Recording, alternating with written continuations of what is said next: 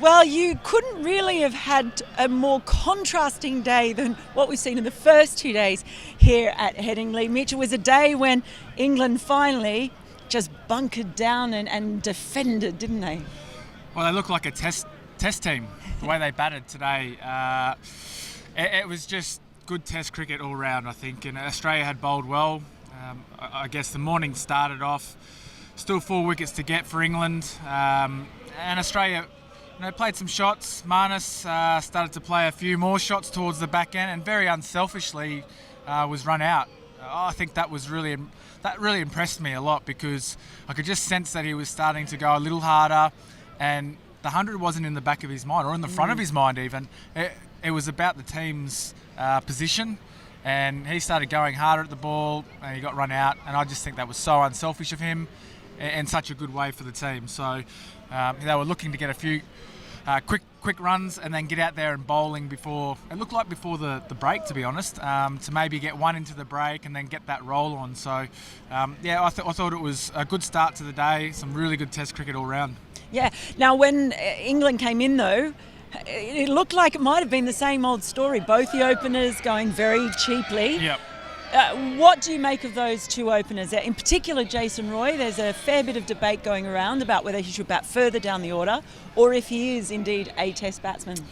Yeah, I mean, Rory Burns, I've been quite impressed with him.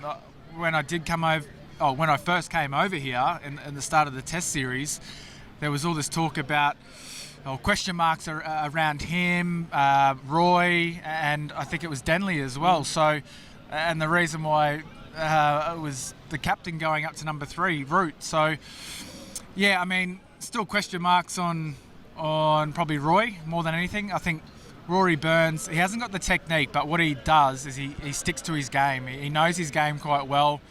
They've figured out bowling short to him. He seems to be a bit unsure about it. This was a faster pitch, and they found that the shorter ball again was quite difficult for him to score. He's tried to play a pull shot in the first innings and then gets out to a shortish ball today as well. So, yeah, I still think he's done a very good job. Roy, for me, yeah, I'm not so sure. I haven't seen enough of him in first-class cricket to know. All I've seen is the shorter form, the one-day stuff, the T20 stuff. He's a hitter. And he almost got out in exactly the same fashion today with a ball outside the off stump who he was trying to drive. So they know that. The teams will know that they can do that to him because he wants bat on ball. Not sure that's what you want as your test opener. You want somebody that, for me, he looks almost like a David Warner when he first started. So he's got that aggressiveness to him. He plays all the shots. He's got a pretty good look. He's got a good looking style, the way he goes about it. He can hit the ball hard. He just needs to find the right balance. And I think pretty hard to find the right balance in an Ashes series like this when it's so intense. So, look, I think there's been a few names thrown around. There was Vince has been thrown around. Maybe he could come in and bat number 3, put Root at 4.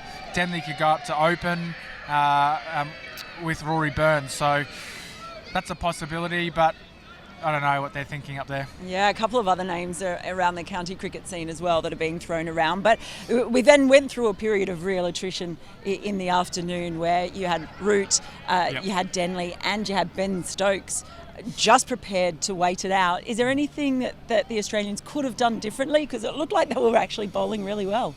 Well, I think I made a little mistake today. I actually said Root is either going to get a duck or he's going to get 100. It's your fault. It's my fault. So, look, it wouldn't bother me if you got 100 as long as they don't win the game. That's how I sort of feel. But, no, it's been great to watch him scrap around. He's really fought hard. He's stood up as captain. He's under so much pressure. And when he walked out to bat today, I just thought he does not look in a good way at all. He just looks slumped shoulders. I mean, we keep talking about it, but it's so noticeable.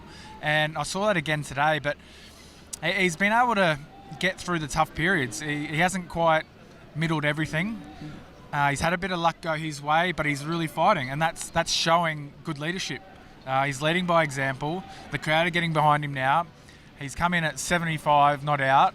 That'll give him confidence going into tomorrow. The pitch is still... It's playing well. So I'm not sure if there was a lot more that Australia could have done. They bowled really well. I think for most of the day, to be honest, they tried a couple of different things, but not.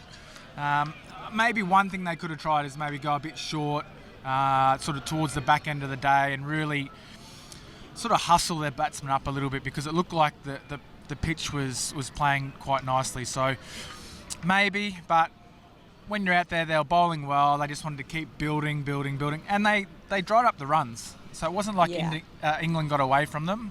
They did dry up the runs. I think the run rate in that last session was around, it was under 2. Yeah. So they bowled well. So if you were going out there tomorrow, getting the whites on, heading out there, what would be your plan? Is it a case of attacking more, or is it a case of just being really patient, sticking with your plans? Yeah, well, I'm a different type of bowler. I would definitely attack straight up early on for me. But I think what they did today, they made England play. They made them make decisions. That's where they've bowled much better than England. They've done it for longer periods. So I think if they keep doing that, the rewards will come. It's one of those things we spoke about in the comms box today. It was about Australia do it really well in Test match cricket, where the last session they seem to just get that bit of energy and they go bang bang and they're up and about, and that's something that I noticed when I was playing. It was something that we were so conscious about as well. Is if we can keep bowling good balls, we might not get wickets in the middle periods, and nothing might be happening. They could be bunkered down, and or they might get a few runs away, but that back session, if you just keep bowling good ball after good ball after good ball, teams can get a bit tired. They can get a bit frustrated, and you saw signs of that today. But they've held on, and it's a big partnership. It's their 2 best players. It's England's 2 best players, and we know what Stokes can do. Stokes is a big hitter. He's a strong boy, and his technique is really good at the moment. So he was able to bat and score 2 off 50 balls. He scored his first run off 39 balls, I think. So he bunkered down today, and it's going to be a dangerous first hour. Do you think so? Do you actually think England could pull this off? It would go down as miraculous if they did. It's only a day for wicket tomorrow. That's the thing. Maybe spin to win. We're starting to see a bit of that from Nathan Lyon, where balls are starting to jump a bit more. I think from Australia's point of view, they'll hope that the pitch does go a little bit more up and down, and that reverse swing comes in. I mean, the new ball's due quite early as well. For the first time, we'll see a second new ball in this test. It's amazing, isn't it? Coming into day 4, and we'll only see it once. So look, I think early on they've just got to try and bowl straight and just do what they've been doing. Nothing. In these situations, sometimes you can start to panic.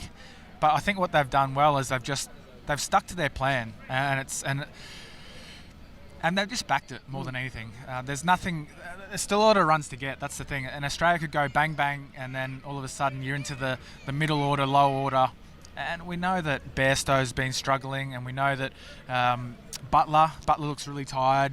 So you just got to bowl good balls. Yeah, who knows? Once one falls, plenty could, but you. And the other thing is field well. Oh. That's one thing that Australia, I think they're very conscious of at the moment. So they've dropped some catches in these first 2 test matches, and they've played really well here so far in the field. David Warner's taken some absolute beauties, so they need to continue to field well. I think it's really important. Well, we'll find out if they do. Who knows what could happen tomorrow, but the way these past 3 days have panned out. This test series, it could be opposite day again tomorrow. Who knows? Make sure that you stay logged on for it on ESPN Cricinfo.